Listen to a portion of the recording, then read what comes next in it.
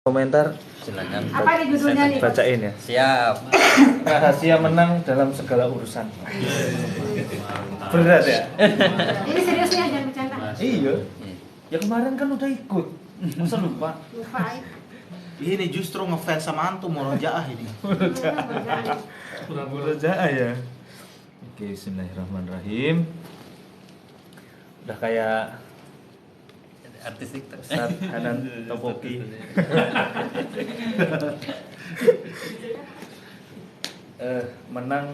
Rahasia menang dalam segala urusan. Ya. Bismillahirrahmanirrahim. Assalamualaikum warahmatullahi wabarakatuh. Waalaikumsalam warahmatullahi wabarakatuh. Alhamdulillah. Akhirnya bisa kesini juga ya Pak Vin ya. Dulu Pak Vin ini berkomitmen untuk tidak menebang pohon yang nggak harus ditebang. Ternyata bener, masih berdiri pohonnya ya, keren. Itu dulu saya, wah ini pohon nggak boleh ada yang hilang ini. Ternyata beneran dilestarikan, luar biasa ini perumahan. Nanti kita keliling ya, buat teman-teman yang di situ juga di live juga nanti keliling. Apa Pak istilahnya tadi? Survei online. Biasanya survei online pakai apa? Via Zoom. Oh nge-zoom. Nge-zoom gitu. Oh, bikinin aja video ya. Videonya buat kalau setelah nge-zoom karena Oh. ada usernya ya. Kalau survei online mereka nanya-nanya ya. Iya. Oh, gitu. Masya Allah. Sultan, jangan dulu lanjut dong. Yang mana nih? Nanti dulu. Belum bisa Selesai. YouTube-nya. Belum setting. Ya, Facebook IG siap. Itu Facebook ini. Pari beneran itu. Beneran dua. Lama loh Pari. Enggak apa-apa. Pakai tangan itu. Beneran nggak ada. Rahasia kuat orangnya. Coba pakai meja. Ambil meja lagi. Pakai ini meja-meja. Meja-meja. Pari biar ini. Oh, Tunggu dulu, sabar. Takut Aku kepegelan ada ada. mejanya. Edit Itu tadi kursi-kursi berapa? Kursi aja jadi meja. itu. Kecil-kecil itu. Ya, foto sikap sempurna dong. Mangga. Tanda netizen ini menguasai pembicara. Iya, sorry ya netizen ini nggak langsung main karena banyak yang nonton. Perlihatkan. Oh. Ini nggak pakai ini. Diulang itunya apa namanya temanya tadi. Oke. Bismillahirrahmanirrahim. Mulai dari awal lagi. Assalamualaikum warahmatullahi wabarakatuh. Kalau tadi saya diperkenalkan untuk maju menyampaikan materi, kayaknya untuk kali ini saya nggak ngasih materi. Ini sharing banget, sharing aja. Bener-bener sharing rahasia menang dalam segala urusan. Dan kenapa ini saya sebut sharing? Pertama karena sebenarnya mungkin apa yang saya sampaikan nanti jangan ditabrakin ke saya lagi. Emang Mas Dido udah segitunya? Banyak yang belum, cuma sebagian yang saya lakukan saja sudah membuat saya berkali-kali menang dalam segala urusan. Nggak jadi tak tanyain. Oh, kenapa? Padahal mau nanya ya Pak ya? Itu ya, sedikit ulas balik. Kita dulu 2019 emang Pak? Iya. Iya ya? Terus Atau 2018 akhir ya? wis pokoknya itu Pak Vinaya berusaha ta'aruf dengan saya. Ternyata sudah dijodohkan dengan bapaknya. Jadi saya harus ya nggak apa-apa. Tapi ternyata kalau jodoh tetap ketemu ya Pak ya, Masya Allah. Jadi buat teman-teman yang sedang ngincer, Insya Allah kalau jodoh tetap ketemu. Kok jadi ke situ temanya ya. Oh, kedua, Ibu memancing saya untuk membahas hal yang saya suka. Enggak. Memang boleh Pak Habib. Boleh kalau Coba. udah boleh. Itu mah boleh nggak boleh yang ditanya soal fikih, bukan soal bukan tanya ke istri ya. Oke. Lanjut nih, kalau saya ngomong itu terus pada live saya. Facebooknya nanti. Langsung males ah. Oke. Kenapa saya sebenarnya kemarin itu Coach Riki minta halal bihalal temanya apa gitu ya. Terus saya ngomong halal bihalal itu ya masih nuansa apa ya? Nuansa apa istilahnya? Nuansa marah kan? religius gitu, nuansa religius. Dan sebenarnya hal-hal religius itu malah saya pikir adalah yang paling membuat saya selamat di banyak pertempuran. Bukan hal teknis malah. Seperti kisah-kisah terdahulu. Jadi sebenarnya kisah-kisah terdahulu itu cuma ibroh atau hikmah untuk kita hari ini, dan yang sudah masuk ke dalam Al-Quran itu biasanya malah jadi pola apa ya? Pola abadi, pola paten, permanen. Kalau kita belajar Facebook Ads, yang belajar zaman 2012 sama 2022, wah udah. Ilmu lama itu tidak menjadi apa-apa di hari ini kan. Udah nggak ngefek sama sekali. Tapi ilmunya nabi-nabi terdahulu, ilmunya solihin, sodikin terdahulu, itu sampai hari ini kok bisa ya memenangkan kita di banyak pertempuran. Contoh pertanyaan dulu deh.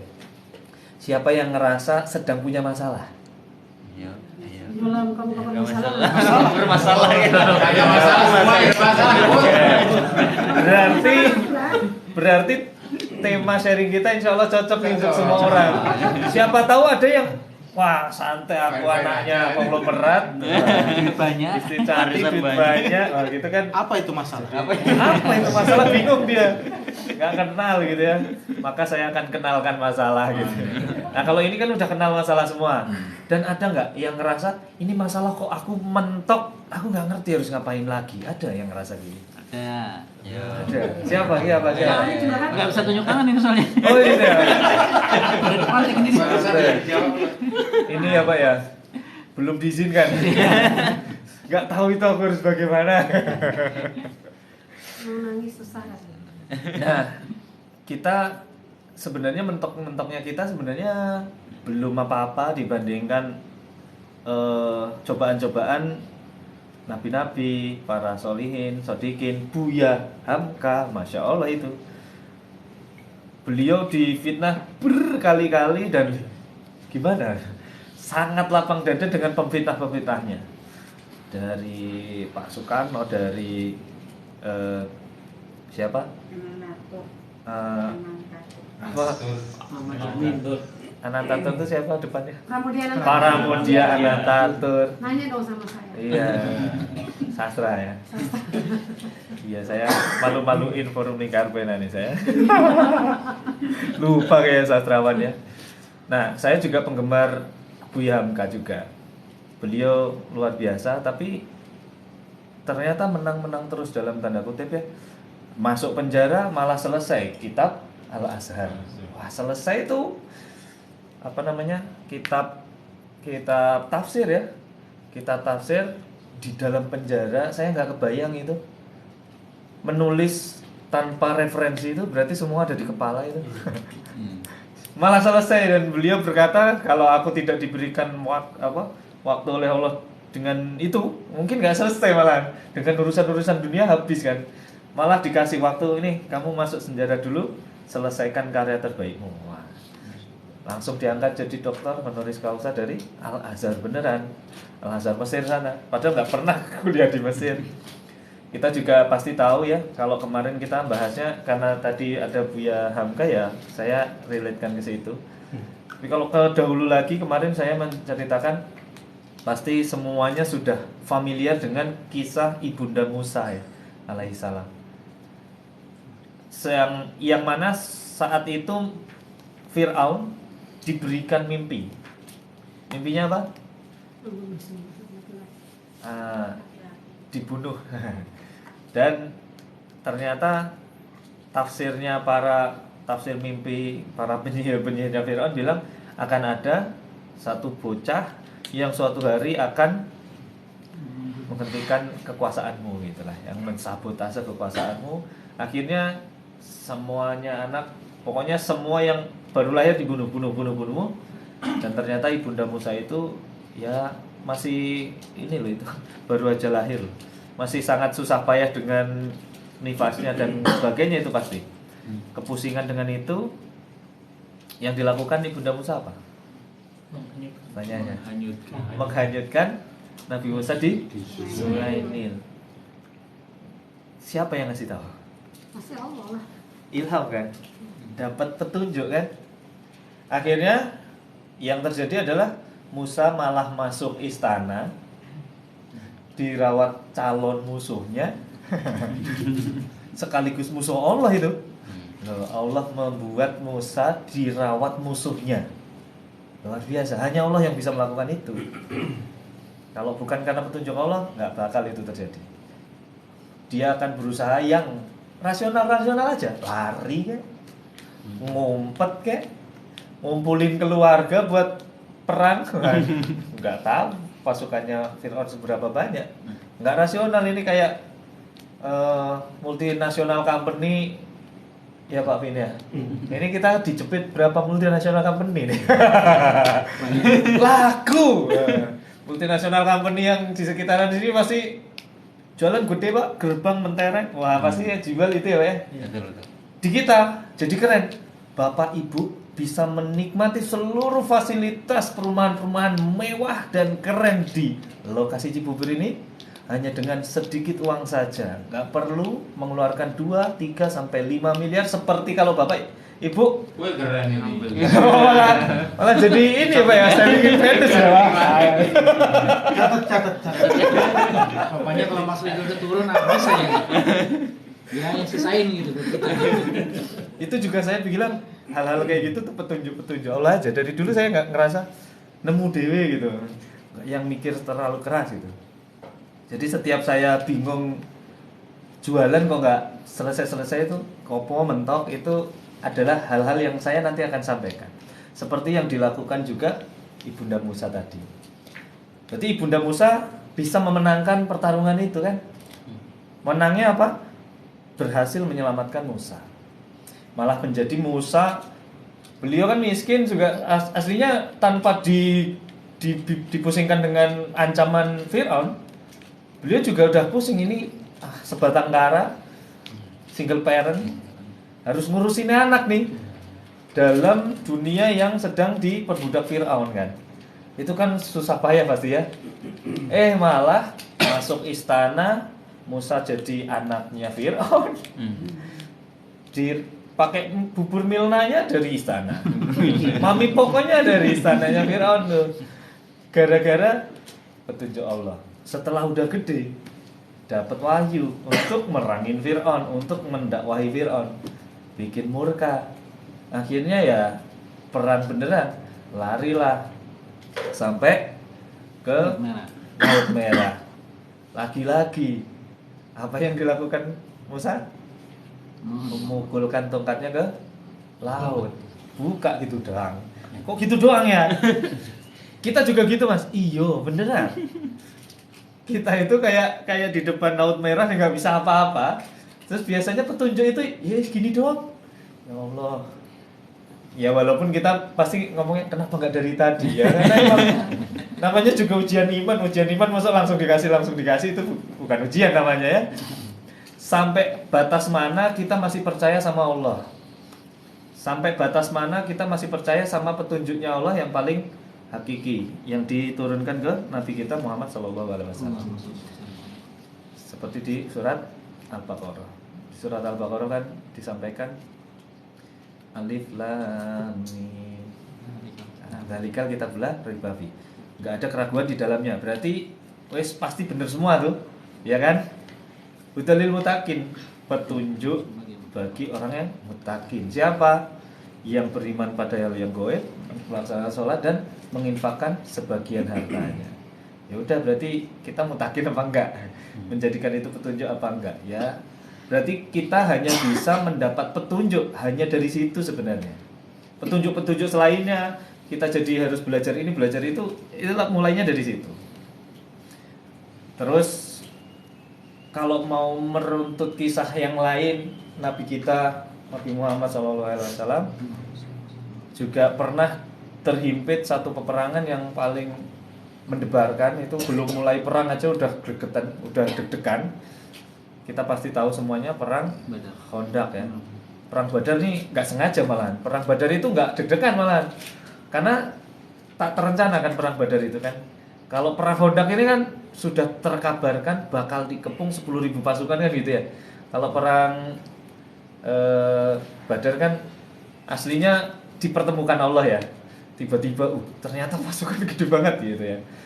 Nah, kalau perang Khandaq ini udah ngeri sedap. Gimana nih caranya? Ternyata petunjuknya Allah diwasilahkan ke Salman Al-Farisi yang merencanakan atau memberikan saran bikin parit. Itu kan juga hal simpel kan? Ya secara simpel itu bukan berarti bikin parit capek loh Mas. Bukan itu maksudnya. Tapi maksud saya bikin parit itu nggak menguras otak, nggak perlu kuliah dulu, nggak ada teknologi aneh-anehnya, ya spajol kan gitu ya. Kadang kita gitu ya, wah harus ke Facebook jangan-jangan cuma nyebar brosur jadi tuh.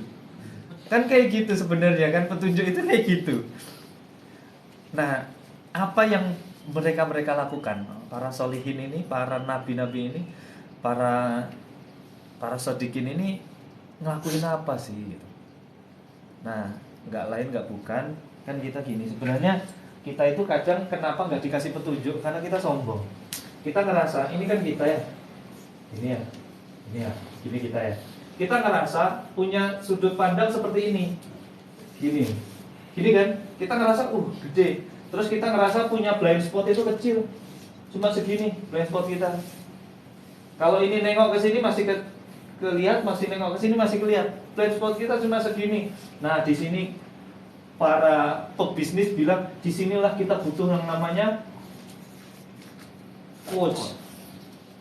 Padahal faktanya kita itu cuma bisa lihat segini, Pak. Segininya blind spot. Aslinya kita itu lemah, tak tahu apa-apa, nggak ngerti apa. Serba nggak tahu sebenarnya kita itu. Semua yang kita pelajari seumur hidup itu cuma bisa membuat kita tahu sedikit saja dari kehidupan ini. Kalau bukan Allah yang ngasih tahu, Allah yang ngasih petunjuk, nggak bisa kemana-mana sebenarnya kita. Dan ini segini kepok ini bukan ranahnya coach. Coach itu ya wasilah-wasilah aja dari Allah. Ini cuma wasilah, coach itu wasilah. Siapapun coachnya, mau pakai Tony Robbins, mau pakai yang paling keren ya Brad Sugar, tetap coach itu juga sama-sama manusia yang juga blind spotnya gede. Berarti yang wajib kita mintain petunjuk siapa? Allah kan. Nah kalau ditanya, nah, Ibunda Musa, Nabi Muhammad, Buya Hamka tadi, apakah mereka Nabi Musa menang pasukan? Enggak. Marketing segini cukup. Nah, Ibunda Musa enggak ada pasukan sedikit pun. Bisa menang lawan Firaun? Bisa. Menang modal kan? Nah, modal dari mana ya?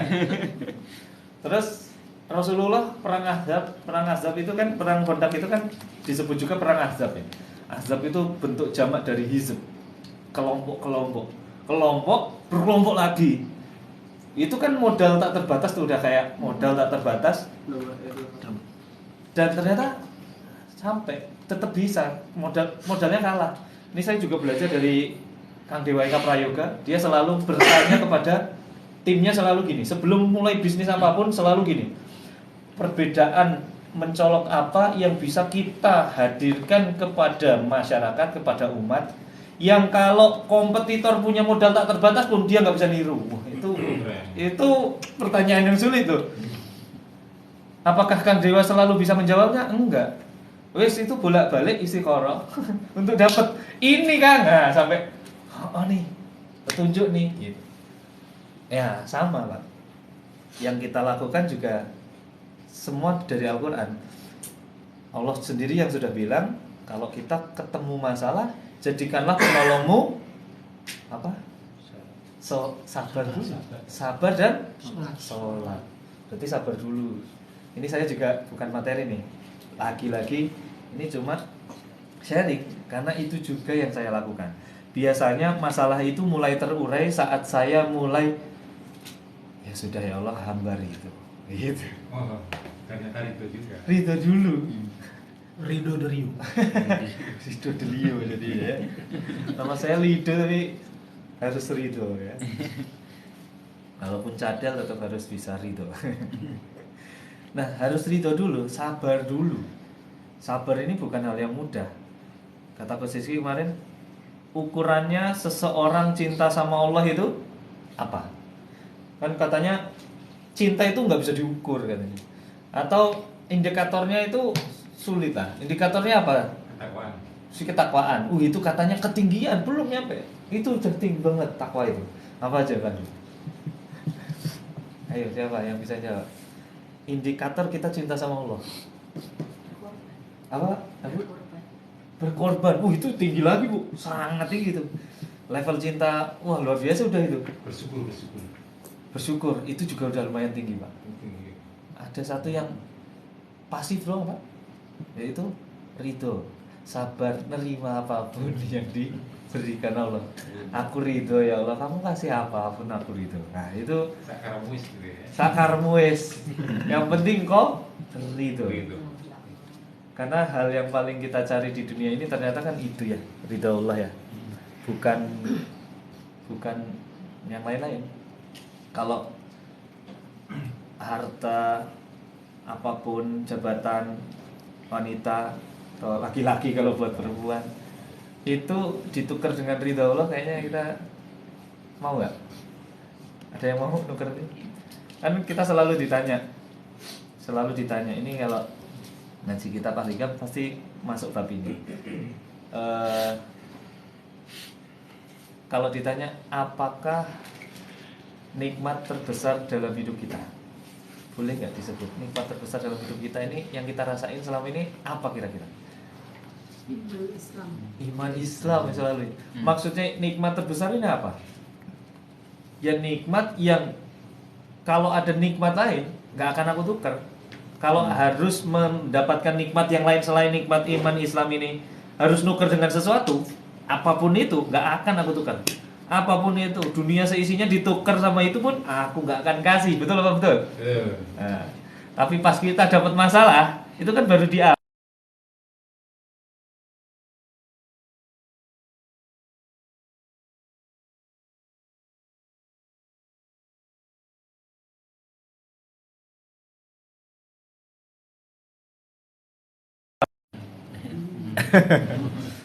Mengganggu. Nggak taunya ngasih omset.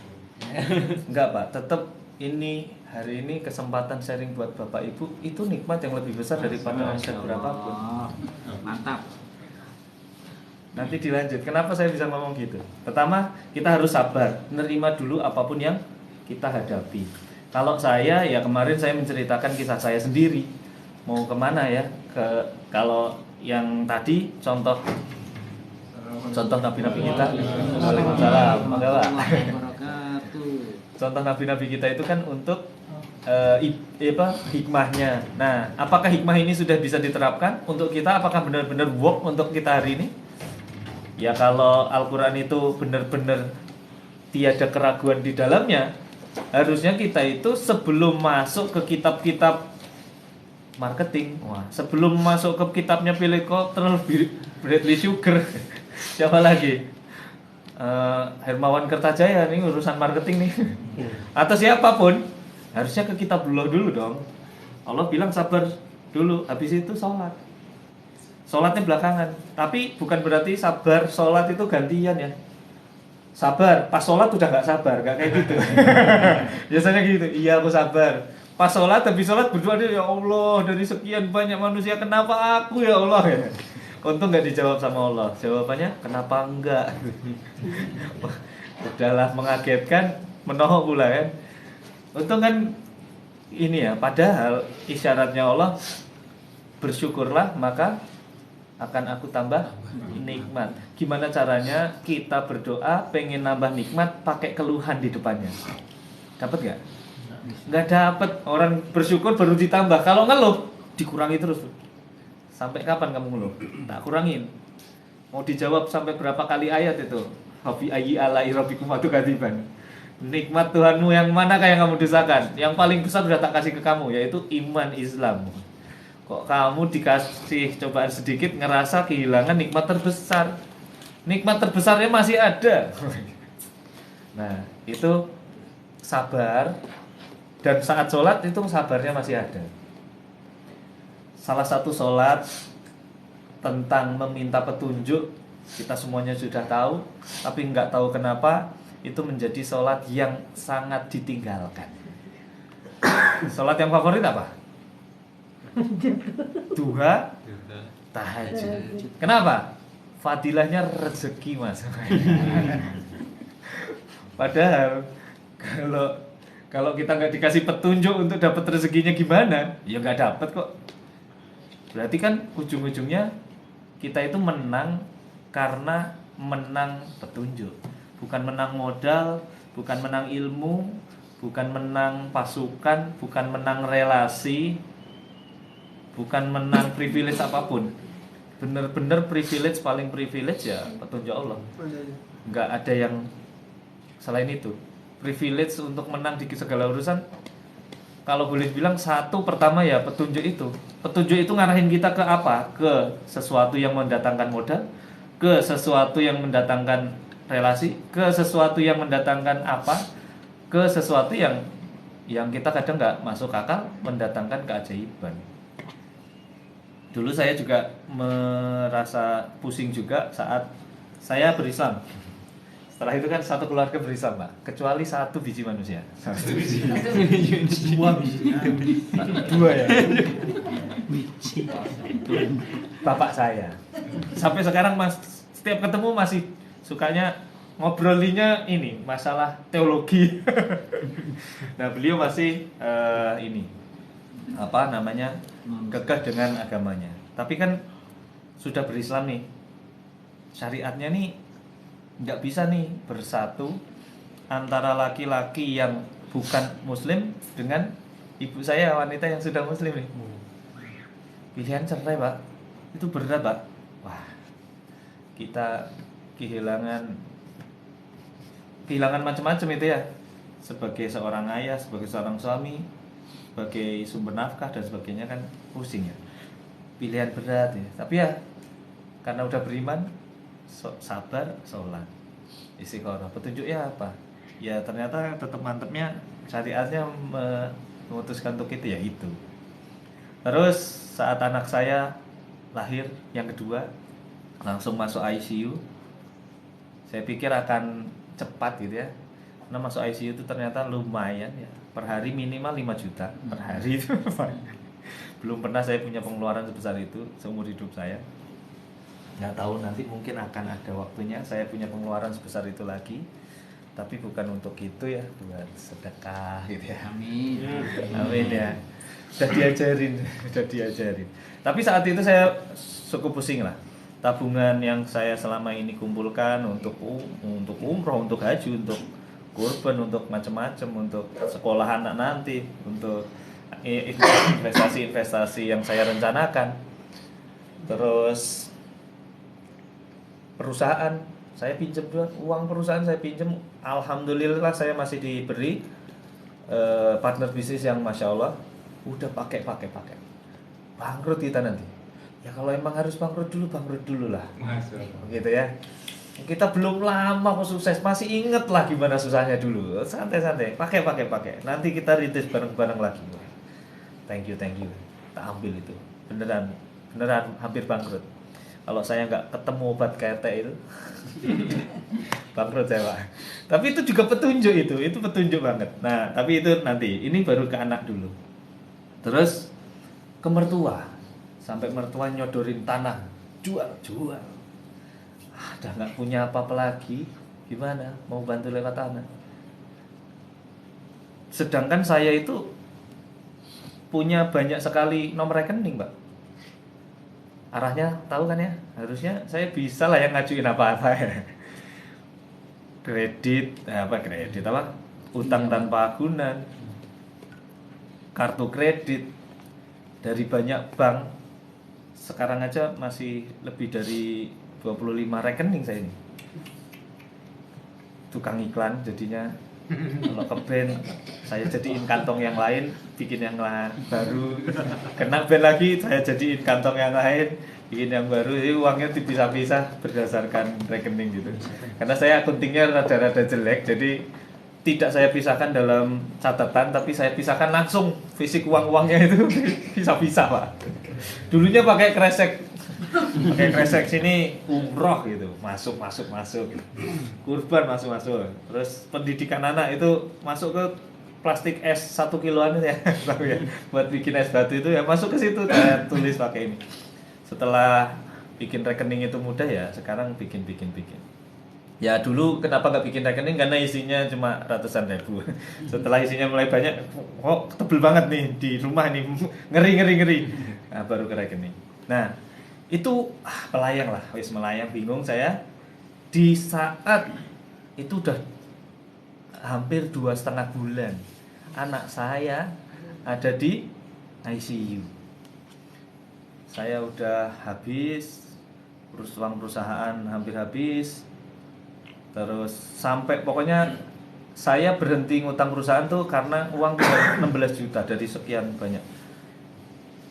Itu Kang Hamdun bilang pakai aja udah, jangan bro, bagaimanapun juga tetap harus berjalan, ini modal terakhir kita. Aku nyari yang lain, nyari orang tua, mertua, wes habis juga, udah nggak bisa bantu lagi. Kemana lagi? Saat itu saya ditawarin BPJS. Saya ini pemegang BPJS Arab soalnya. Kenapa ya? Secara ini ribawi ya, naruh premi dan kita bisa mendapatkan lebih dari yang kita premikan kan. Maksudnya udah bukan kayak tabungan ya, bisa dapat lebih gitu. Ada yang bilang ta'awun ini tolong menolong tuh nggak premi dulu. Tolong menolong itu ya siapa yang butuh ayo kumpulin. Masukin. Nah akhirnya saya melakukan upaya pencarian apa namanya, petunjuk Allah. Kalau tadi punya masalah, kita yang dilakukan pertama kali apa? Sabar. Di situ sholat. Yang tadi saya ini yang saya rekomendasikan jadinya istikharah ya. Istikharah. Tapi kadang kan kita bukan nabi ya, yang dikasih mimpi yang begitu nyata, kelihatan gitu masih membingungkan kan? Gelap mimpinya. Gelap mimpinya gitu ya. Malah mimpi basah gitu. Aduh. Lagi dapat masalah ini laki-laki masih bisa kepikiran itu ya. Namanya laki-laki. Otaknya.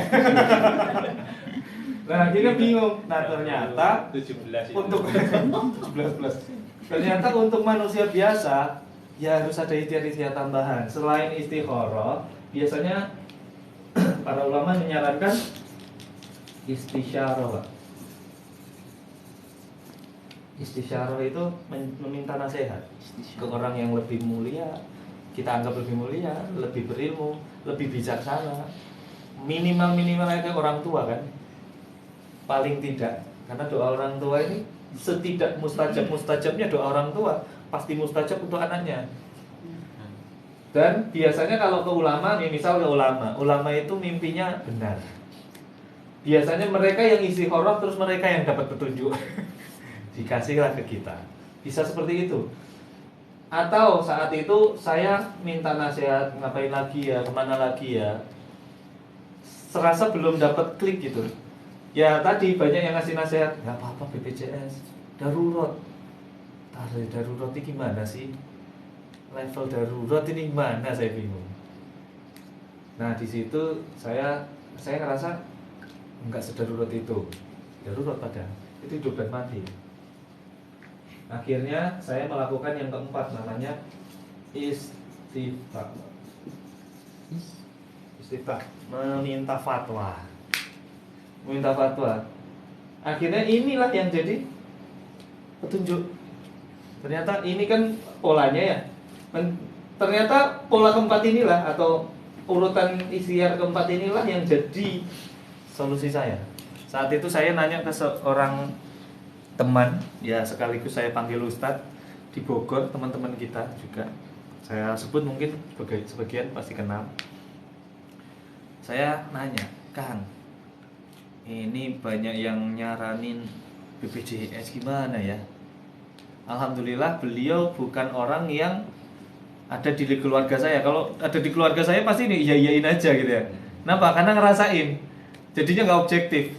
Akhirnya beliau karena bukan di keluarga jadinya ya sebaik-baiknya ya enggak lah bro, orang secara akad masih ribawi. Nah saat itu saya oh gitu ya Kang ya, ya sudah makasih Kang. Di situ saya mantap. Tapi sebelum saya meminta fatwa itu, setelah meminta fatwa ya, iya setelah meminta fatwa, saya cuma ngobrol sama istri. Katanya nggak boleh, yang gimana? Ya sudah lah ya, sabar ya, Bismillah. Allah yang kasih jalan. Anak ini dari siapa? Dari Allah. Berarti tanggung jawabnya siapa? Tanggung jawabnya Allah. Ya udah, ini anak udah kita kasih nama dengan nama yang sangat mulia bagi kami. Namanya Cendekia. Panjangnya Pak, Cendekia Putra Qurani Pak. Jadi nama anak saya tuh semuanya depannya aja yang saya. Jadi pakai holding company Pak. Jadi yang cewek namanya Bestari Putri Qurani, yang kedua Cendekia Putra Qurani. Tinggal yang lain nanti ya tinggal depannya aja, belakangnya Putri Qurani Putra Qurani. Simple ya Pak ya. Nanti kalau ada keluarga Cendana, keluarga apa lagi? Nah ini ada keluarga Qurani lah. Perempuan Cendani. Nanti kita keluarga Qurani. Semoga itu dilestarikan anak-anak saya. Putra putri Qurani terus. Ini keturunan Arab kah? Enggak, ini keturunan Klaten. Berarti di dunia putra Qurani juga enggak. Karena yang mengawali. Nah, kita sudah merancang atau meniatkan anak ini jadi ulama ya. Jadi ulama ya, bismillah ya. Cendekia itu artinya kan alim ulama ya. Orang yang berilmu. Mosok sih kita punya cita-cita kepada anak yang bakal jadi ulama di awal hidupnya langsung kita nafkahi dengan nafkah yang syubhat, terlebih haram. Kalau bang udah saya ngerti fikihnya lah, jelas gitu ya, nggak mungkin lah saya memilih itu, nggak gitu. Nah saat saya meminta fatwa terus saya ngobrol itu ya sudah ya, kita doa aja, kita ridho sama apapun kersone Allah, apa kehendaknya Allah. Kalau Allah berkehendak anak ini jadi ulama, insya Allah hidup sehat.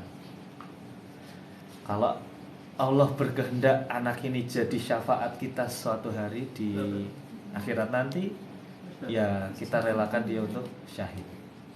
Pilih yang mana? Cuma dua itu pilihannya, hidup sehat atau mati syahid. Udah, itu nangis-nangis itu keren ya sekarang saya ngomongnya ya, padahal itu mewek. Saat itu mewek Pak. Ya sudah ya. Nah, alhamdulillah istri saya mantap dengan itu, dengan saya, dengan omongan saya. Ya udah. Itu si Akang tadi, Akang Ustadz yang tadi saya minta itu Pak. Ngechat Pak. Nggak nyampe itu berhenti obrolan saya sama istri tadi. Udah ya. Terserah ridhonya Allah gimana ya. Ya sudah, bismillah. Itu karena saya mau naik ke ICU lagi, nggak punya duit. Ya wes. Beliau nanya, bro gimana emang? Kurang. Dananya gimana? Udah habis berapa? Masya Allah kan udah ratusan juta nih. Hampir tembus 1 miliar.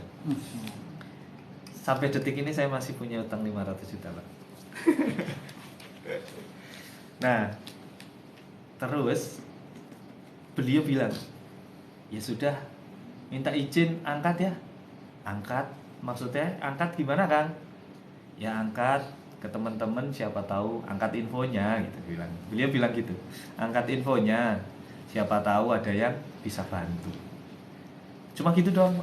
Saya nggak punya tendensi apapun. Ya paling dibantu teman berapa sih gitu ya. 100.000, 200.000. Nggak nyampe 5 menit Pak, 35 juta udah ada di rekening Pak. Cuma istiftah Pak, minta fatwa ini jadi solusinya. Tidak kurang, tidak lebih dari 2 minggu. Seingat saya 250 juta terkumpul Pak. Lebih Pak. Saya ya Allah, gini doang ya Allah pertolonganmu. Harus aku ya Allah wes pasrah aku. Harus sampai mentok di tepi di tepi Laut Merah Pak. Udah Fir'aun udah deket banget baru dikasih ya. ya kenapa nggak dari tadi kalau semudah ini kan mikirnya gitu ya. Lah, ya namanya juga ujian iman. Kalau nggak sampai di titik itu ya mungkin aku nggak dianggap orang yang layak untuk menerima itu mungkin. Sampai di titik itu, alhamdulillah saya dapat solusinya. Gitu. Jadi sebenarnya ini juga saya nge-share ini kemarin ngobrol ke Coach Rizky-nya, materinya apa kali ini? Udah Coach, renungan saya beberapa hari ini. Karena sebenarnya kemarin itu sebenarnya ini adalah kegalauan saya yang ini menjadi renungan saya balik, Pak.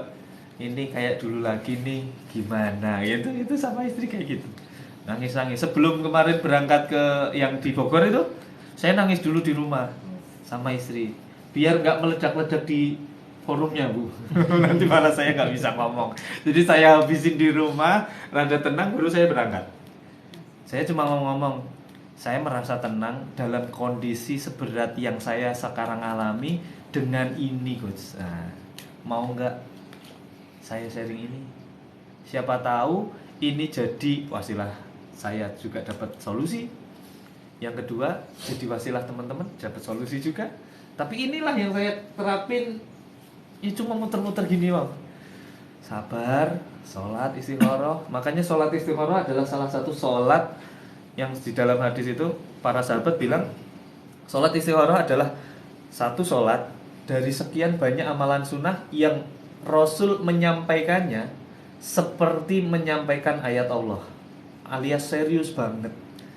Saking sahabat seserius itu Rasul dengan sholat istikharah. Iya, bahkan kalau engkau sanggup untuk meminta petunjuk, ya Allah, aku harus berkedip atau enggak? Kamu sanggup untuk sholat istikharah dulu, istikharahlah dulu. Masa? Hanya sekedar untuk minta petunjuk, boleh kedip enggak? Ya itu cuma hiperbola ya, nggak mungkin kuat kan kita pas istikharah nggak kedip kan? Tapi kalaupun kamu sanggup, istikharah dulu baru kedip. Maksudnya di hal seremeh itu pun sebaiknya kamu minta petunjuknya Allah.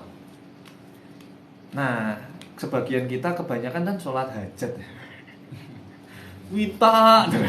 Mintanya hal-hal yang kita rasa baik. Padahal apa yang baik bagi kita belum tentu di mata Allah baik. Berarti seharusnya kita meminta sesuatu yang, ya Allah, di matamu yang baik bagiku yang mana? Harusnya itu dulu, baru aku mantep ya Allah, aku mau nikah sama ini misalnya gitu ya. Walaupun satu ini istikharahim, kadang kan kalau satu nggak ada istikharahnya ya. Mantep aja gitu, gas aja gitu ya. Tetap istikharah. Setelah kita diberi kemantapan, nah kemantapan itulah yang disolat hajatkan. Ngerasa ini yang Allah ridho nih. Ya Allah, engkau ridho bener kah dengan ini? Jika memang engkau ridho dengan ini, aku minta kelancarannya, kemudahannya, petunjuknya lagi, gimana caranya dapat. Bukan tahu-tahu sholat hajat, ya Allah aku mau Rubicon. Wah gitu ya. Buat apa? Buat dakwah. Wah, yakin. Pas punya Rubicon hilang dari dakwah. Nyenggol Coach Rizky. Bantuin yuk. Apa? Lamaran. Gitu. Mau lagi loh. Mau lagi. Buat apa? Memperbanyak umat Rasul. Buat apa? Buat dakwah. Selain kaderisasi, selain rekrutmen kader, tapi juga reproduksi. Setelah nikah lagi hilang dari dakwah. Katanya mau dakwah, ini ambre nggak diurus ya. Punten nih ya, lagi nyari nih si dua susah ternyata. Kemarin mintanya songong sih, merasa itu baik bagi dia, padahal belum minta izin sama Allah. Makanya istikharah ini kayak meminta pendapatnya Allah. Kan pendapatnya Allah pasti benar ya. Kalau kita nggak ketemu nih pendapatnya Allah nih lewat siapa? Cari tahu lewat manusia. Istisyarah. Setelah itu nyari fatwa. Kalau kita udah memantapkan sepertinya ini ya Allah. Jadi kayak kita cap cipcup gitu ya, cap cipcup kembang kuncup ini yang mana yang mau dicup ini kali ya. Sebelum kita nyoba itu minta fatwa. Benar nggak sih ya Ustadz? Aku mau ngelakuin ini. Benar nggak? Benar nggak? Nah setelah itu sudah dikasih fatwa, harus apa istilahnya? Mengikuti, ittiba, ikut. Makanya waktu di istikharah kita doanya Robbana atina miladunka rahmah wa hayyi lana min amrina rasyada. Ya Allah, berikanlah hamba kasih sayangmu, kasihmu, kasihan, rasa kasihanmu, dan sempurnakanlah petunjukmu untuk urusanku. Kan doanya gitu ya, minta dikasihani, karena tanpa kasihnya Allah nggak kasih apa-apa. Jadi kita itu, kasih itu adalah salah satu sumber cinta yang paling hakiki sebenarnya, yang paling besar, dimana suatu hari nanti di akhirat kelak, satu-satunya yang kita minta kepada Allah itu rahmatnya. Karena itu yang bisa membuat kita masuk surga. Bukan amalan kita, bukan apapun dari kita kan. Kasih kan, rasa kasihannya Allah kan kayak kita. Rasul juga pernah menceritakan ada orang yang ngerasa, wah enggak dong, aku masuk surga karena amalanku toh ya Allah. Enggak, karena kasihku. Enggak lah, karena amalanku, aku seumur hidup amalku solih semua loh, enggak ada dosa-dosanya loh. Oh gitu, ya udah masuk. Nanti 80 tahun keluar lagi. Loh kok 80 tahun doang? Lah amalmu kan cuma 80 tahun. Lah gak bisa selamanya. Lah kalau selamanya itu pakai kasihku. Jadi kasih itu sesuatu yang kita minta di akhirat nanti dan di hari ini. Kasihan, rasa kasihan gimana nih? Rasa kasihan kita juga, rasa cinta kita ke istri, suami, ke anak. Kasih itu adalah yang paling besar. Dengan kasih kita gak lihat masih cantik apa enggak. Dengan kasih itu kita udah gak lihat fisik lagi, gak lihat hartanya lagi. Aku cinta suamiku, jadi dulu kaya aku cinta, kalaupun jatuh miskin tetap cinta. Kenapa? Kasih, bukan matre kan. Jadi gak lihat yang lain, kasih. Seperti Khadijah dengan Rasul kan, kasih banget. Sebelum Khadijah meninggal, pertanyaannya bukan aku gak mau mati kalau kita kayak gitu ya. Kalau Khadijah, wahai Rasul, gimana setelah aku tiada? Sanggupkah engkau menjalaninya sendiri? Gitu loh. Kasihan gitu, kasihan ninggalin kekasih hatinya gitu. Nah, kita juga meminta kasihnya Allah. Robbana atina miladunka rahmah. Ya Allah, berikan aku kasihmu, kasih sayangmu. Wa hayyi lana min amrina rasyada. Dan sempurnakanlah petunjukmu untuk urusanku. Setelah dikasih petunjuk, apakah semua orang yang dikasih petunjuk selesai masalahnya? Ada yang gak selesai.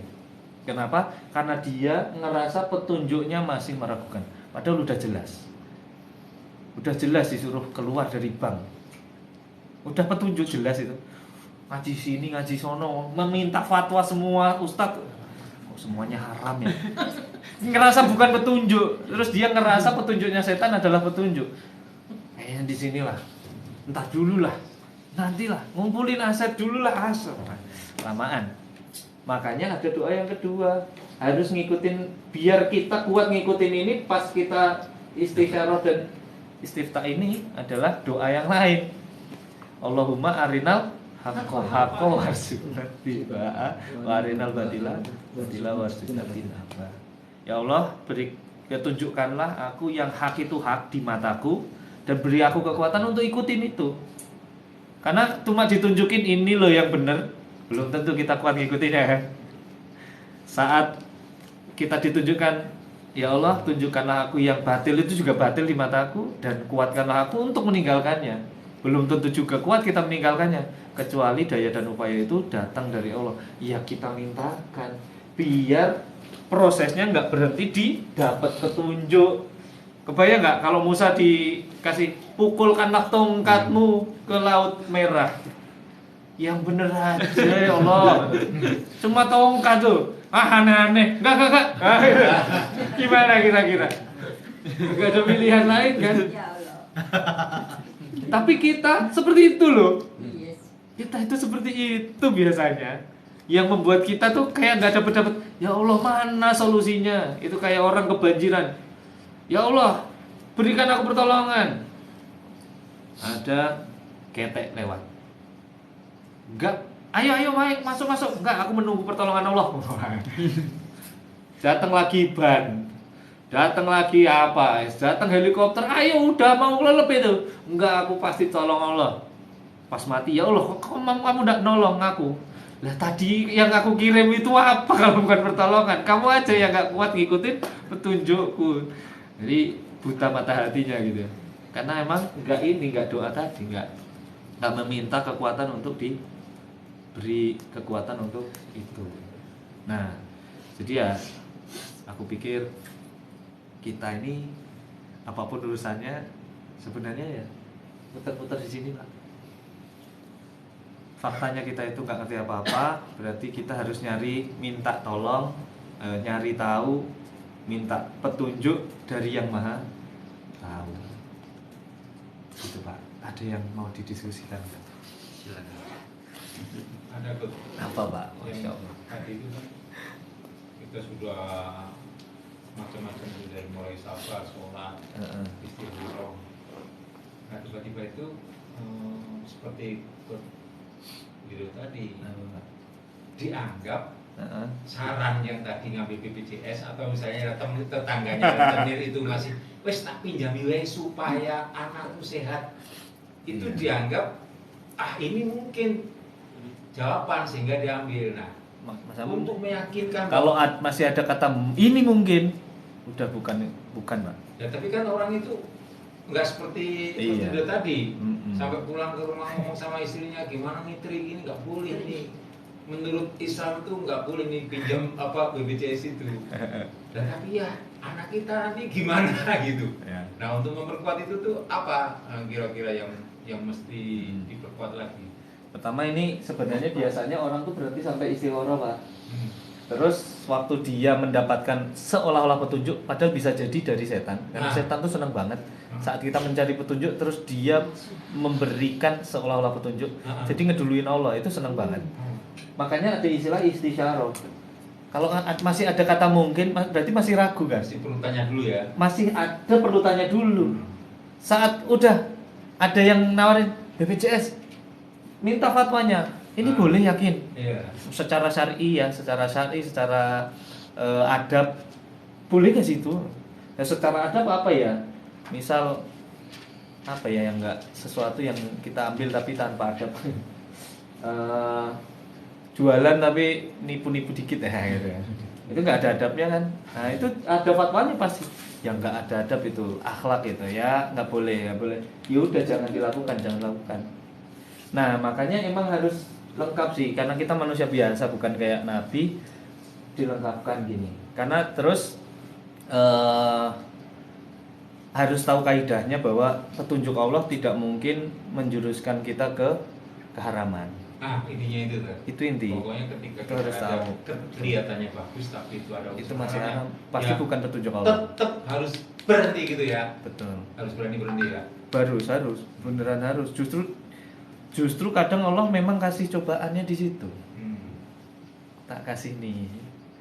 Kamu kan udah tahu kan. Jadi ada rumus kayak gini. Kita itu mengisi istikharah tuh hanya untuk hal-hal yang baik. Hanya untuk hal yang baik. Kadang kita ini nanti istikharah untuk utang bank apa asuransi ya. Nah itu dia. Istikharah macam apa? Antar yang haram apa, haram B, ya Allah kasih aku petunjuk. Katanya gini kan. Itu harus ini. Mengambil mudarat yang kecil dari yang mudarat itu.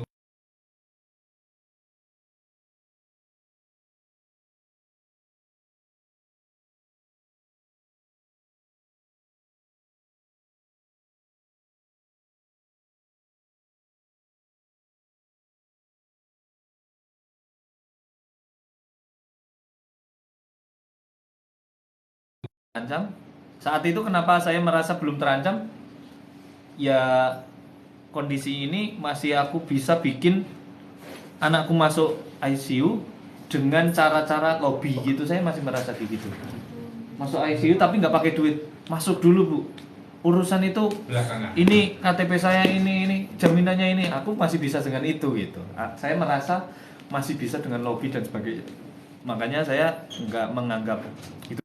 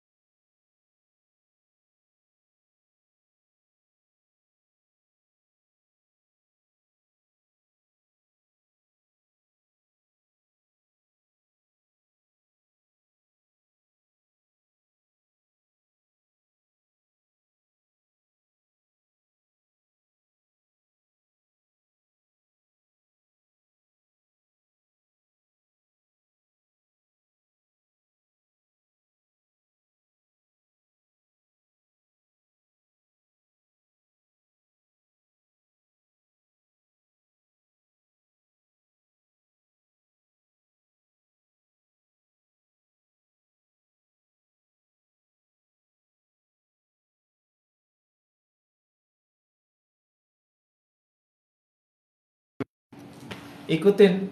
Ini kan saya nggak ngerasa dapat petunjuk, Pak. Tahu-tahu solusi datang. Tanpa saya kayaknya nanya Kang ini bakal jadi petunjuk enggak gitu kan? Nanya itu buat minta fatwa tuh sebenarnya. Ternyata itulah solusinya. Jadi saya dapat solusi tanpa petunjuk itu datang sebenarnya, kalau boleh dibilang. Ya kan? Tapi intinya saya nanya ke teman-teman terus minta fatwa ke beliau ustadz tersebut, ya itulah petunjuknya. Petunjuknya adalah Allah menggerakkan hati saya untuk melakukan itu dan itu. Jadi jangan terlalu sombong. Kita itu, saya masih ngerasa itu sebuah kesombongan kecil walaupun masih di tataran boleh. Yaitu kita sering bilang dalam segala urusan libatkan Allah, andalkan Allah. Seolah-olah kita pemain utama, Pak. Allah figurannya, Pak. Ini loh ya Allah, aku punya perjalanan, lancarkan ya Allah, aku libatkan Engkau. Kenapa gak dibalik? Ya Allah, Engkau mau aku kemana? Libatkan aku untuk misimu, andalkan aku untuk misimu. Dilibatkan aja udah seneng, apalagi diandalkan. Seperti mungkin tadi Buya Hamka, mungkin ulama-ulama kita terdahulu, itu kan bukan lagi dilibatkan Allah, tapi diandalkan Allah. Khalid bin Walid itu andalannya Allah untuk perang. Umar bin Khattab andalannya Allah untuk memimpin kekhilafahan. Andalan dan udah diandalkan Allah itu, udah nggak milih. Sesungguhnya satu amalan yang paling dihindari para sahabat itu kan menjadi khalifah. Tapi kalau Allah udah mengandalkan dia, maka pasti jadi. Dan kalau semua udah membaiatnya, ya nggak boleh nolak kan. Kalau semua umat membaiat kita sebagai khalifah, ya mau nggak mau kan, tidak bisa ditolak juga. Walaupun sebisa mungkin menolaknya, karena Muslim itu tidak mencari jabatan aslinya secara struktur kenegaraan. Begitu. Nah itu istiqoroh itu bisa nanti jawabannya bisa mimpi kita sendiri. Kalau di dua hal gitu biasanya ada mimpinya, Pak. Kadang kita jadi mimpi misal mau umroh atau ngasih orang tua dulu ya gitu. Itu kan kadang membingungkan, udah lama nggak pulang terus bagiain orang tua apa umroh dulu ya. itu kan sama-sama baik nih, nggak bisa ini nih, dan kita bingung itu mana yang lebih baik, nggak ngerti nih, bener-bener nggak ngerti. Istighorohin aja, nanti Allah bisa kasih mimpi. Oh kok pakai baju ihram, ya berarti umroh. Loh kok ngimpi ketemu orang tua, dan itu banyak terjadi. Setelah beliau pulang, orang tuanya seneng, nggak nyampe lama beliau meninggal gitu. Itu sering dapat dengar kisah-kisah gitu nggak sih? Sering kan kita denger, ya Allah aku dulu ya, kalau aku umroh aku nggak bakal melihat terakhir mamaku, aku masih di Mekah nggak bisa lihat dia. Alhamdulillah Allah kasih ini, waktu itu aku istikharah dulu baru dikasih jawabannya, oh ternyata ibu dulu. Allah ngalah untuk ibu. Nah terus bisa mimpi, bisa informasi baik atau buruk tentang perkara kita. Mau nikah sama seseorang, ya Allah sebenarnya dia beneran baik bagiku apa enggak sih ya Allah. Besoknya ada orang gosip kita tanpa kita minta, kita dengar gitu doang, gosipin jelek. Kemungkinan itu adalah petunjuk. Ngomongin baik, wah mantap nih. Nah bisa seperti itu. Jadi kayak informasi seperti itu bisa. Atau lewat orang lain nih, informasi orang lain. Atau mimpinya ulama, mimpinya ibu, kita minta isi syarahnya ke ibu. Bu, tolong dong isi horohin aku mau ini, mau jadi PNS apa pebisnis ya. Alhamdulillah ibunya nggak konservatif ya, pokoknya PNS, nggak kayak gitu ya, pakai nafsu ya. Ibunya juga ngerti agama, istikharah ya nak, nanti ibu juga istikharah. Tahajud ibunya pakai sholat istikharah tahajudnya. Nah, kok ibu ngerasa kamu bisnis Indonesia yang luar biasa, gitu. Bisnis pak, insya Allah itu gitu. Itu bisa lewat orang lain. Terus setelah itu minta fatwa. Setelah itu yang paling terakhir ya tadi, seolah-olah nggak dikasih petunjuk pak, seolah-olah nggak dikasih solusi. Padahal Allah sudah memperjalankan kita dengan istikharah kita tadi. Jadi itu kayak ganjarannya istikharah kita. Kita tuh selalu diperjalankan ke arah solusi atau ke arah yang benar gitu. Jadi kadang banyak yang bilang istikharah nggak nemu mantepnya di mana tuh. Padahal kalau diterusin dia akan ketemu solusinya. Karena itu udah janjinya Rasul. Siapa yang istikharah maka akan ketemu jawaban. Berarti kan pasti. Dan ini pasti, ini pola pasti pak. Kenapa saya bilang berani bilang pasti? Karena Rasul yang bilang. Rasul yang, kalau udah Rasul yang bilang nggak usah diteliti, nggak usah pakai survei, nggak usah pakai ini. Apapun jenisnya. Para teman-teman Tibu Nabawi kalau ditanya kenapa kurma bisa jadi anti sihir dan anti racun, nggak ada yang jawab. Menurut penelitian nggak perlu penelitian. Rasul udah ngomong itu, karomahnya Rasul pernah ngomong gitu, udah selesai. Itu aja pak, karena pasti benar omongan Rasul kita. Jadi ya sama sekarang istikharah. Dan istikharah alhamdulillah menjadi salah satu amalan saya nggak putus. Istikharah setiap hari, apapun urusannya ya. Kadang ya walaupun tetap ngelunjak sih, istikharahnya cuma 2 rakaat, tapi minta petunjuk, ya Allah berikan hamba petunjuk untuk 1, 2, 3 sampai 10 10 urusan istikharahnya 1. Tapi ya Allah, anakku udah dawam ya, boleh lah gitu. Nah daripada sesekali doang, pas butuh pelik-peliknya baru minta, ya paling nggak ini lebih baik lah. Maka dari itu saya juga mewasiatkan ke teman-teman, yuk istikharah, siapa tahu itu jadi pahala saya juga, karena teman-teman mengikuti apa yang saya sarankan, dan juga pasti jadi pahala teman-teman juga, dan membuat kehidupan kita semakin lebih banyak petunjuk gitu. Jadi menang terus pak, insya Allah pak. Menang terus, walaupun kemenangan itu mungkin beda-beda ya, tergantung Allah ridhonya kita mendapatkan kemenangan dalam bentuk apa.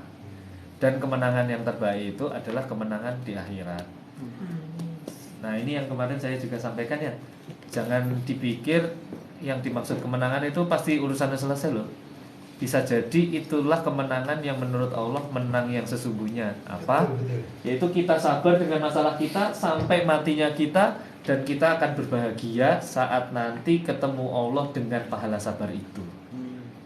Karena ini lanjutannya ayat kan, Jadikanlah penolongmu sabar dan sholat. Sesungguhnya itu hal yang berat kecuali bagi mereka yang khusyuk. Siapakah mereka yang khusyuk? Mereka itulah orang-orang yang tahu, sadar, yakin bahwa mereka akan bertemu dengan Robnya. Bertemu dengan Robnya membawa apa? Ngapain? Membawa pahala sabar dan sholat tadi. Untung ya Allah dulu aku nggak mengeluhkan itu, aku bersabar dengan itu, kan gitu. Kayak Nabi siapa Ayub ya. Iya. Minta doa, sembuh bisa, kamu tuh kan nabi, sembuh aja minta sembuh. Malu aku. Nikmatnya Allah terlalu besar buat aku. Cuma ditukar dengan sakit ini mah biarkanlah. Apa nikmat kalau kayak gini hidup? Imanku ini nikmat terbesar. Aku nggak mau kalau aku dikasih sehat hanya untuk menukarnya dengan iman, nggak mau. Udah biarin aja. Tapi ternyata sembuh juga. Dan banyak para sahabat yang seperti itu. Beberapa sahabat itu mati dalam keadaan buta dan nggak minta doa apapun, nggak berdoa untuk sembuh juga. Saya masya Allah ya, sahabat pun kan bukan nabi ya, manusia dalam tanda kutip manusia biasa, bukan nabi. Ternyata bisa seperti itu mereka. Jadi nggak minta solusi malah cuma sabar sholat itu sholatnya tanda syukur, bukan sholat istighfar Pak. Sholat syukur. Ya mungkin belum level kita. Saya masih istighfar sih. Jadi kesimpulannya ternyata dulu tadi menang dalam situasi apapun itu ya terjawab ini. Apapun kondisi kamu, ketika kamu kondisinya tetap melarat pun, sedih pun, itu diterima dengan sabar, insya Allah itu solusi yang terbaik. Betul. Ya kan? Jadi itu kemenangan kita. Benar. Masya Allah. Kemenangan tertinggi kita itu dapat ridho Allah. Ya. Seperti Rasul dilemparin batu di Taif. Ya Allah, kalau Jibril turun mau diapain ini orang-orang? Gak usah. Rasul cuma ya Allah, sungguh aku ridho menghadapi hal ini di negeri yang lain. Kemana engkau mau aku datang untuk seperti ini kan? Kalau itu membuatmu ridho, aku akan lakukan. Kan, masya Allah. Intinya kebahagiaan kita ukurannya tuh Allah ridho. Ya syukur-syukur Allah ridho kita sukses, Allah ridho kita kaya.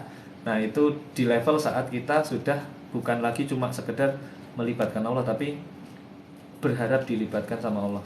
Jadi cobaannya itu cobaan yang kita pilih sendiri Pak. Nih kalau kita kan masih di level cobaannya tuh ya tahu-tahu datang mau nggak mau harus hadapi itu gitu ya. Kalau para sahabat kan cobaannya milih sendiri. Ya Allah, aku akan jadi panglima perang. Aku yang bawa panji.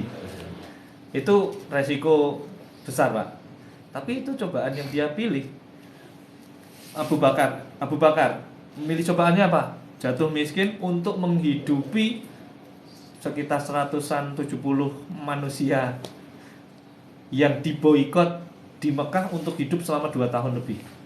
Jatuh miskin kan? Jadi fadilahnya Abu Bakar dan Khadijah kita sekarang berislam ini. Karena merekalah yang membuat orang-orang Islam itu tetap hidup selama 2 tahun lebih. Kalau enggak itu orang-orang itu udah mati dan enggak jadi kita gitu. Maksudnya enggak nyebar sampai enggak nyampe ke kita gitu. Itu kan pilihan beliau itu. Jadi itu pilihan cobaan yang dia pilih sendiri dengan sadar. Memilih miskin, biarkan miskin. Nah, itu udah di level cobaan yang dipilih sendiri Pak. Itu dalam tanda kutip berharap dilibatkan Allah dalam misinya Allah. Nah itu udah beda level tuh. Nah kita ya bismillah pelan-pelan. Apakah udah ada orang-orang di level itu di dunia hari ini? Ya banyak yang berjibaku dalam dakwahnya, diriin amre gak ada duitnya. Itu saya pikir berusaha untuk dilibatkan Allah dalam misinya Allah. Allah mau apa? Dakwah anti riba, dakwah ini kan udah nggak kayak ini ya, memilih untuk ini ya. Iya pas nggak ada duitnya ya bikin agenda yang lain. Ada ya ayo biar terus berjalan dan sebagainya.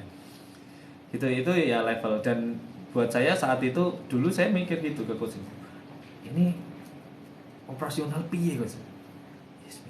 Bismillah nanti.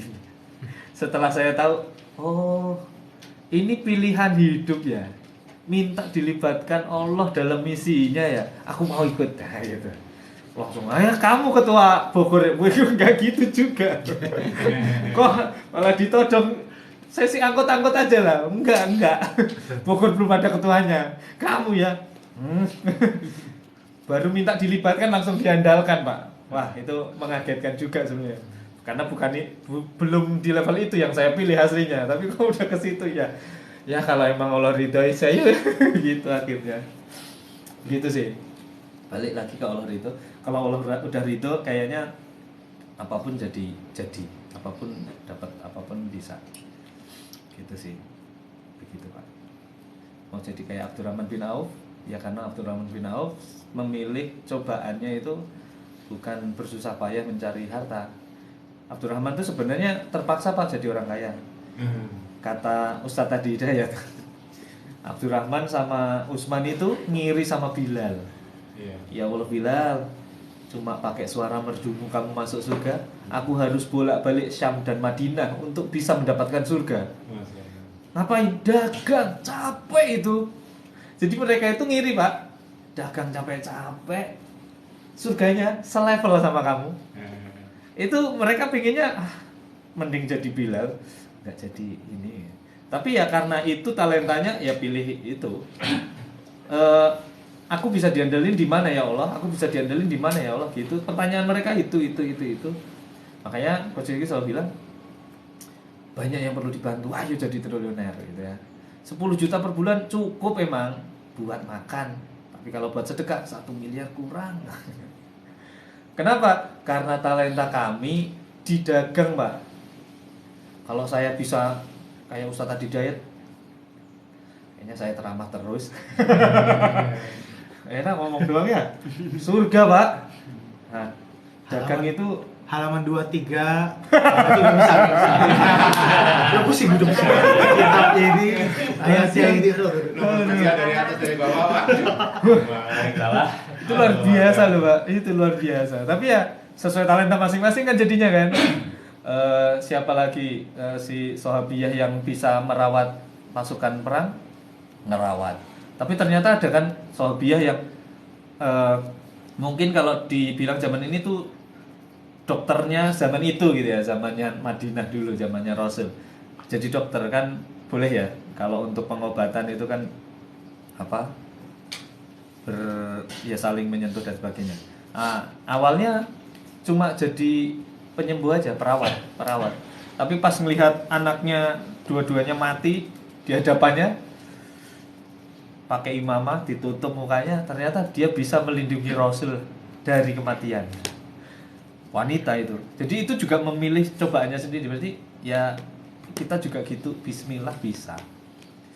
Ini kita masih di level wah susah ngidupin keluarga. Ya saya minta petunjuknya Allah biar selesai sama masalah receh ini. Saya juga merasa urusan saya tuh masih receh kok. Yang bikin saya pusing ini, yang mentok-mentokan ini, ya Allah masih receh. Saya mau naik kelas, walaupun itu adalah doa yang berat tuh, karena maksudnya naik kelas berarti cobaan yang lebih berat. Tapi balik lagi, kalau emang itu membuatmu ridho, bismillah. Yang mana kita selalu terlalu terlena mencari hidup enak, lupa nyari mati enak. Hidup enak ya udah tahu kita semua. Mati enak yang gimana? Mati enak itu yang kalau kita masuk ke alam kubur, kita nggak yang ngemis-ngemis, ya Allah berikanlah aku waktu sedetik saja untuk asyhadu alla ilaha illallah. Kalau yang udah beriman masuk kubur, ya Allah kasih sedetik aja untuk apa? Wasiat ke siapa? Keluarga. Seluruh hartaku aku infak sedekahkan jalan Allah. Selesai mati lagi. Apanya ikutan. Ternyata nggak punya harta. Ternyata masih hutang ya. Ya maksudnya kayak gitu. Orang-orang yang pelit tapi udah beriman tapi belum terlalu ini sedekah, banyak sedekah, pasti matinya pengen bangkit lagi untuk sekedar sedekah, karena sedekah adalah satu amalan yang paling mudah dilakukan dan cepat dilakukan. Gitu dong kan. Kalau ya Allah izinkan aku bangkit lagi, untuk apa? Sholat, kelamaan. Butuh berapa menit itu? Bisa 5 menit, 15 menit kan, kalau sholat kan lama kan.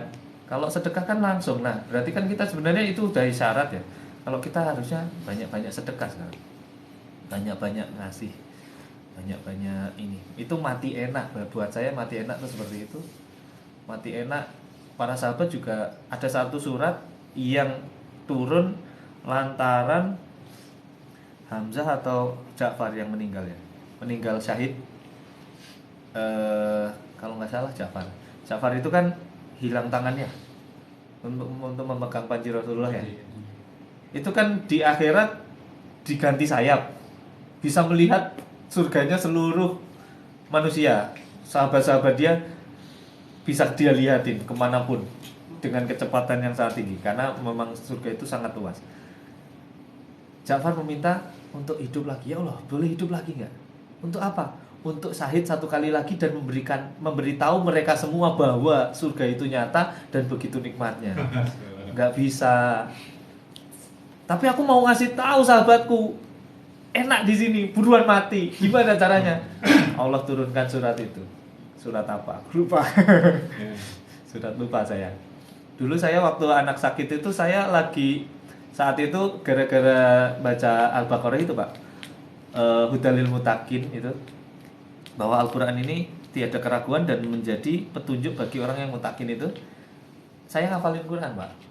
Pas anak udah baikan berhenti. Astagfirullah. Ini saya lagi berazam, ya Allah, aku mau ngafalin lagi ya Allah, menghafalkan petunjukmu nih. Kan jadi enak ya kalau petunjuknya udah ada di kepala semua ya. Jadi sedang proses, sedang menguatkan tekad untuk ngafalin lagi ya Allah, ngafalin lagi dengan segala kesibukan yang ada. Dan ini semoga dikasih jalan lagi. Saya juga ngerasanya waktu itu ngafalin itu mungkin jadi salah satu amalan yang membuat saya dapat solusi juga sih saat itu ya. Banyak istighfar, istikharah gitu aja. Sholat tobat istikharah. Ada sholat lain nih selain istikharah khusus buat saya sebenarnya, karena saya ngerasa nggak cukup mulia. Saya biasanya sholat tobat dulu baru istikharah Pak. Karena saya memahami satu hadis, tidaklah seorang hamba terhalang dari rezekinya kecuali lantaran dosa-dosanya kan. Jadi saya biasanya tobat dulu, ya Allah ampuni dosaku dulu nih. Nah setelah dosanya minta ampun, ya Allah aku tadi udah minta ampun, udah diampuni kan, sekarang aku minta petunjuknya, baru istikharah Pak. Jadi kayak ngecit Allah, tapi Allah itu suka loh, suka dengan hambanya yang suka gitu ya.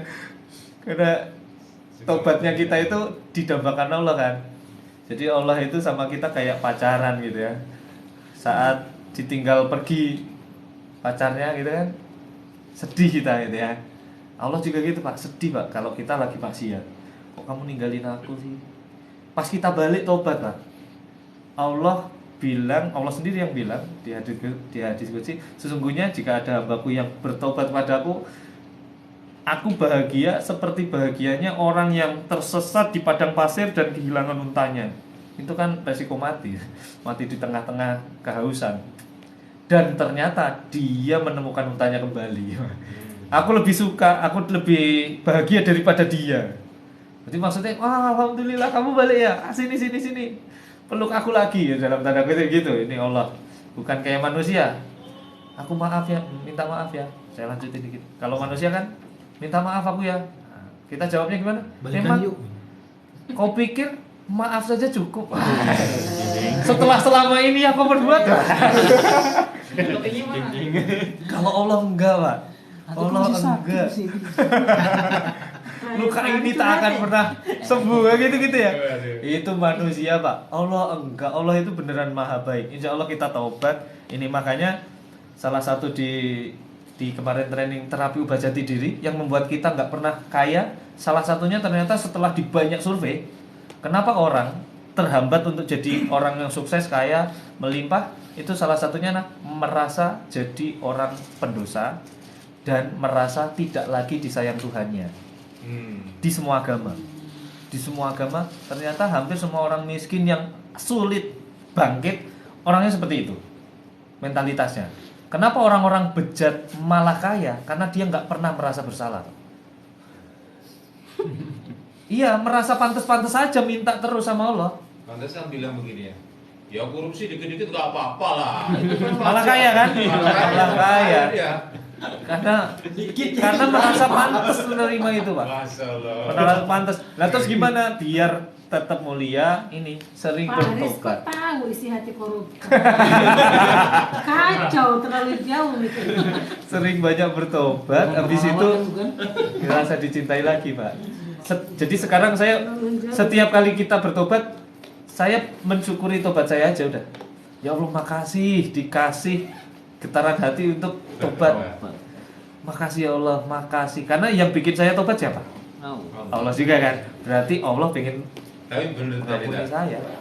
orang tadi miskin itu karena dia malah menyalahkan Allah, ya dosanya tambah gede. Nah, Hanya miskin terus. Betul. Bener tak? Itu Betul. kita Benar. ketemu orang, kamu nggak sholat kenapa? Benar. Ya mau sholat gimana, orang saya miskin begini mau sholat. Nah malah nyalahin Allah kan? Betul. Kamu sholat. Gara-gara dikasih miskin gitu. Buat apa sholat kalau miskin terus gitu ya? Nah, itu. Makanya akhirnya miskin Betul. terus sebenarnya. Iya. Dan beberapa itu jebakannya orang solih loh, tapi Itu juga ya. jebakan orang solih itu apa? Ngelakuin sedikit dosa, merasa bersalahnya berlebihan, sampai dia lupa bahwa dia juga punya amalan baik yang perlu disyukuri. Oh iya. Itu tuh justru tipu daya setan, membuat orang solih sekalinya berdosa merasa sangat berdosa dan meratapi itu terus. Kalau yang begini gimana? Aku tuh kayak tadi Nabi Yusuf, Nabi Ayub Apa? diterapkan ke diri kita gitu loh. Nah, kenapa, Pak? Saya nggak mau minta sama Allah lah. Soalnya saya malu udah dikasih banyak sama Allah, syukur Ya. aja deh gitu. Nah itu ternyata juga akhirnya juga menjebak kita kan. Tapi itu pilihan, Pak. Kalau memang masalahnya kita gini, Gimana? pengen kaya, tapi merasa nggak pantas kaya, merasa berdosa. Kalau Nabi Ayub udah pilihan hidup dia, aku nggak apa-apa kayak gini. Para sahabat memilih miskin, ya itu pilihanku kok, aku nggak kecewa dengan ini. Nah kita kan enggak, Pak. Pengen kaya. Pengennya kaya tapi keadaannya miskin, jadi tersiksa kita.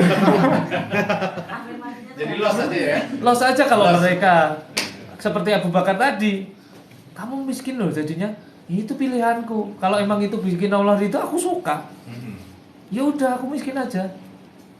Gitu. Yang penting surga. Ya? Masa sih nggak pengen kaya? Alah. Dunia ini seperti lautan yang kita celupkan air, yang netes dari tangan kita itu, yang dari satu jari kita itu, itulah nikmat dunia yang dibagikan ke seluruh makhluknya. Nikmat surga itu satu samudra, satu dunia ini, satu lautan, satu dunia ini tidak dibagi ke siapapun, untuk kita sendirian. Itu nikmat akhirat. Terus ngapain aku rebutan itu? Aku minta itu aja. Para sahabat dibilang mati syahid di Badar, maka surga bagimu. Surga bagiku. Ada satu sahabat yang masih makan kurma, Pak. Langsung dibuang kurmanya. Sungguh, kalau aku harus menunggu kurma ini habis untuk mati, kelamaan. Minum mati, ayo mati. Astagfirullah. Astagfirullah. Mengastaghfirullahi kita sendiri. Kirain. Kok kita dunia banget ya gitu. Makanya memang perlu meluruskan niat apapun yang kita ini, semoga pakai ininya tadi, pakai mindsetnya Abdurrahman dan Utsman bin Affan tadi. Talentaku di situ. Oke, berarti aku harus menjadi sponsornya dakwah Rasul, kan mereka tuh berlomba di situ kan. Utsman itu sebenarnya itu lebih banyak investasinya daripada dagangnya, Pak. Abdurrahman banyak dagangnya. Itu dua-duanya ngebut di situ pol-polan. Nah, mindsetnya itu emang harusnya mindsetnya itu. Kira-kira bisa ya? Bisa. Ya karena emang kita itu kan ranahnya itu. Allah. Ranahnya itu. Insyaallah bisa. Salat dulu Tat. Yuk, Siap. kita salat dulu. Bismillah. Sampai jam berapa nih? Kita Oke guys, berarti jam 4 lah ya, jam 4 kita pagi. Setengah jam aja sih. Nyampe jam 4. cukup tanya jawab lah ya nanti lah ya. Kita diskusian. Oh iya, jangan tanya jawab. Sampai Isya. Jangan. Gitu. Yang di live kita tutup sejenak ya. Tapi kayaknya yang nanti kita nggak perlu live lah ya, karena nanti cuma tanya jawab biasa aja. Gak tahu yang nonton berapa, saya nggak terlalu pedulikan. Tadi ada berapa ya? Ada yang nanya ternyata guys. Nanti, udah lanjut. Dijawab. Kalau nanti putus ini. Ini apa nih? Saya tahu. Goal